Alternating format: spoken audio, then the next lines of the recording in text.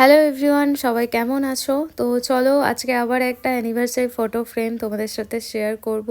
তো আজকে এটা 8 ইঞ্চির মূল্যে আমি বানাবো আর পুরো টিউটোরিয়ালটা তোমাদের সাথে শেয়ার করব। তো চলো আজকের ভিডিও শুরু করা যাক। আর যারা আজকে প্রথমবার আমার চ্যানেলে এসেছো তো প্লিজ চ্যানেলটা সাবস্ক্রাইব করে পাশে থেকো।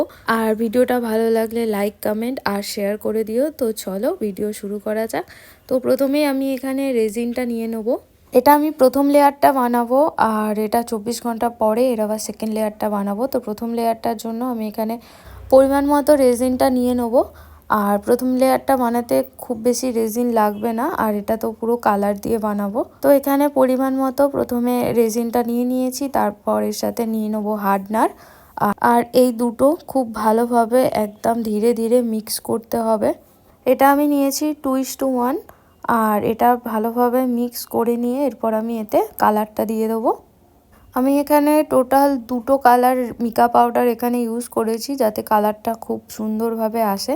যতটা পরিমাণ রেজিন আছে সেই অনুযায়ী আমি এখানে কালারটা দিয়েছি। এবার কালারটা দেওয়া হয়ে গেছে, এটা খুব ভালোভাবে মিক্স করে তারপর এটা এতে পোর করব।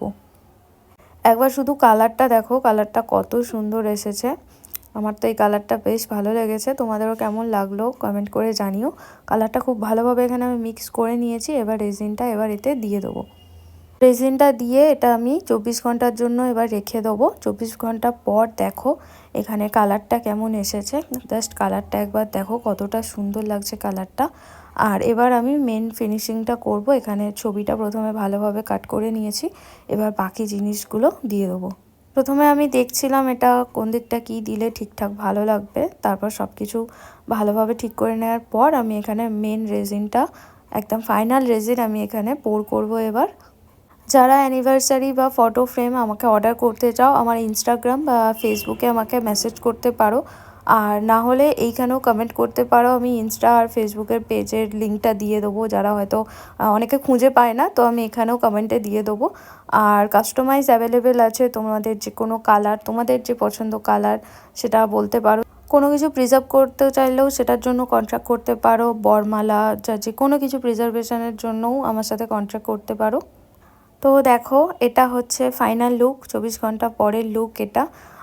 তো কেমন লাগছে তোমরা কমেন্ট করে জানিও। 24 ঘন্টা এখানে হয়ে গেছে, এবার আমি এটাকে ডিমোল্ড করে নেবো। কেমন লাগছে দেখো। আর তোমরা চাইলে এতে লাইটও অ্যাড করতে পারো। এখানে দাদার কোনো ডিমান্ড ছিল না যে এখানে লাইট অ্যাড করতে হবে, তোমরা চাইলে লাইটও অ্যাড করতে পারো। লাইট অ্যাড করলে আরও সুন্দর লাগে দেখতে, এমনিতেও ভালো লাগে। এবার স্ট্যান্ডে রেখে দেখি কেমন লাগছে, তোমরাও দেখে নাও স্ট্যান্ডে দেওয়ার পর এটা কেমন লাগছে। কালারটা ঠিক আমি এমনই চেয়েছিলাম, সেই কারণে আমি দুটো কালার মিক্স করেছিলাম যাতে এই কালারটা আসে। তো আমার তো কালারটা বেশ পছন্দ হয়েছে, আর যাদের অ্যানিভার্সারি ছিল তাদেরও খুব পছন্দ হয়েছে। তোমাদের কেমন লাগলো কমেন্ট করে জানিও। আর যারা আজকে প্রথমবার এসেছো প্লিজ চ্যানেলটি সাবস্ক্রাইব করে পাশে থেকো। আজকের মতো ভিডিওটা এখানেই শেষ করলাম। টাটা, সবাই খুব ভালো থেকো আর সুস্থ থেকো।